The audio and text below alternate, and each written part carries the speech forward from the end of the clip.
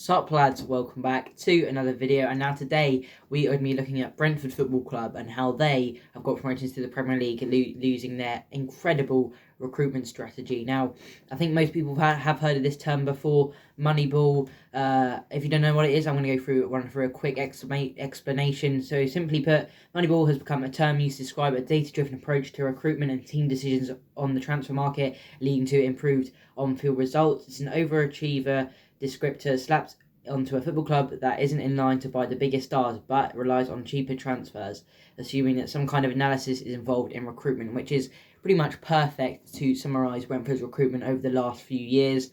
It is simply incredible how much they have made of profit from just recruiting players from around Europe and from the lower leagues in England and selling them on for so much more money than they pay for them. It really is incredible.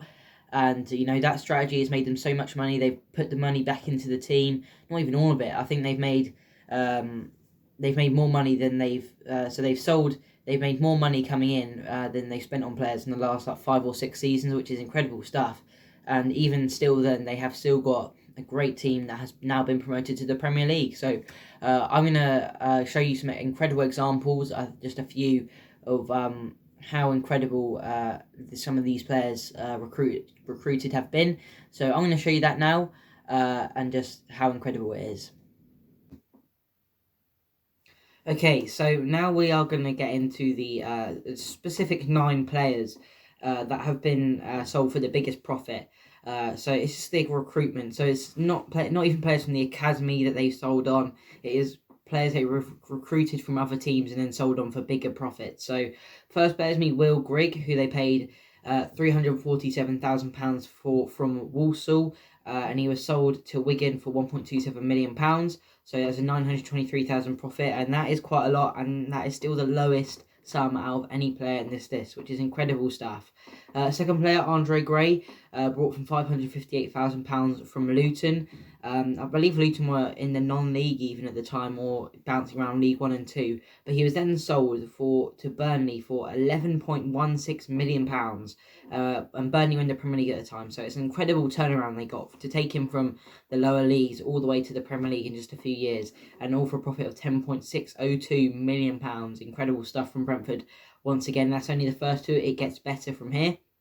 Romain Sawyers was bought on a free from Walsall but sold to West Brom for £2.8 million, a simple £2.8 million profit. John Egan was another free transfer. He was bought in from Gillingham, but then he was sold to Sheffield United for £4.5 million, another £4.5 million profit. And, John Egan has become, as we saw last season, he's gone on to become a good Premier League defender. Romain Sawyers maybe not so much a good Premier League player, but, at the end of the day, he's still playing games in the Premier League for not great West Brom side, but Premier League games are Premier League games. And that's the same with John Egan, because got relegated this season with Sheffield United. But, last season he was really great in that defence, and he's a solid player and an Irish international now. So, Brentford are really turning these small players playing at lower league clubs into superstars. Next one, probably this is where it gets... this is a signing where breaks the bank pretty much. Neil Maupay, brought in from Saint Etienne in the French league for £1.8 million and sold for £20 million to Brighton, which is an £18.2 million profit. Incredible stuff once again from Brentford. This is the biggest profit yet, and by quite a way. And again, it's incredible. Neil Maupay, he's gone on to score a few goals in the Premier League. He hasn't been as great this season, but again, he's still scoring goals in the Premier League, which is incredible considering they picked him up for Saint Etienne for £1.8 million. It's incredible stuff. When they sold him on, they already had a replacement in the club. Ollie Watkins, who was bought in from Exeter for £6.5 million, was sold to Aston Villa for £30.6 million. Incredible. And they've replaced him with Ivan Toney. He's only gone and broke the Championship goal scoring record this season. It's incredible how they do it. They sell one of them, who they get in next, they're even better. Maupay was brought in, Watkins has been bought in, he was better. Tony's got even better than Watkins. It's incredible stuff. And Brentford, it just seems to get even... Well, just when you think it can get any better, it just does. And that was a £24.1 million profit on one player. Incredible stuff. Saïd Rama, brought in from Nice for £1.53 million, was sold to West Ham for £20.79 million. Again, a £19.26 million profit. again, they have ready replacements in Brian and Burmo in the team. Sergi Canos has been really good this season. You know, the thing is, once they sell players, they seem to get even better replacements almost. I know and Burmo and Canos haven't been as good this season as Benrahma was last season, but you know, it's still incredible how they have replacements lined up who some of them go on to become even better than the players they replace. It's incredible. Ezri Konsa bought him from £2.57 million from Charlton. Just a year later, sold to Aston Villa for £11.97 million, a £9.4 million profit in 1 year. You know, and finally Scott Hogan bought him from Rochdale for £855,000 and sold to Aston Villa for £9.5 million, an £8.595 million profit.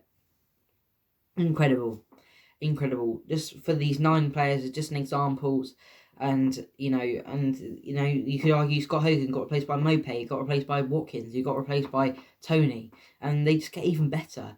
It's incredible. In total, they only spent £14.16 million on those 9 players, but made a profit of £112.54 million. My maths might be a bit off there, but even so, that is incredible stuff, which accounts to a total profit of £98.38 million. You know, just from 9 players, they've made almost a profit of £100 million for a championship club, let's not forget as well. You know, it just... These numbers are mind-boggling, and it just shows how to run a football club. And other teams should take an example of this. Barnsley have this season. No one expected them to really get out even in the top half of the season, and they finish in the playoffs. You know, it is incredible stuff, and I think definitely more teams should be taking up this philosophy, because we've seen how Words for Brentford has got them promoted to the Premier League for the first time in over 70 years, and Barnsley has got them in the Championship playoffs when no one expected them to be there at the start of the season. So, you know, and again, a £98.38 million profit. And even now, you know, they shouldn't probably really sell players at this time, but, you know, with the way that their philosophy is going at the moment, why not? You know, players like Ivan Toney, Brian and Burmo, Sergi Canos, Pontus Jansson, Ethan Pinnock, you know, and there's plenty of others that I'm missing. Rico Henry is another one as well. But again, and all of those players have all been linked with Premier League clubs, and yeah, again, it's incredible stuff. I'll keep saying it because, you know, for a championship club to be run this well when you see other clubs going out of business, you know, this is an example for all owners in football on how to run a club in the lower leagues, because look what it's done for Brentford. It's taken them from League One all the way up to the Premier League. And, you know, unfortunate to miss out on promotion last year, but, you know, they probably wouldn't have ever got Ivan Toney if they missed out on promotion, and he's been absolutely great for them. Obviously, they picked him up from Peterborough as well in League One. Incredible.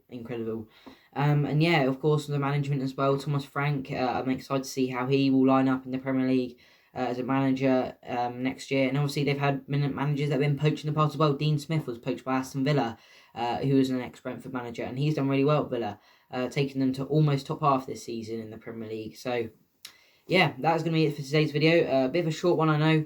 But this is I just had to show you guys this because it is incredible the recruitment Brentford have done. And this is how they got to the Premier League, by not even big money. They've made a £98.38 million profit of 9 players, and that's been reinvested not just in players but in staff, in facilities. Obviously, they've got the big new stadium as well.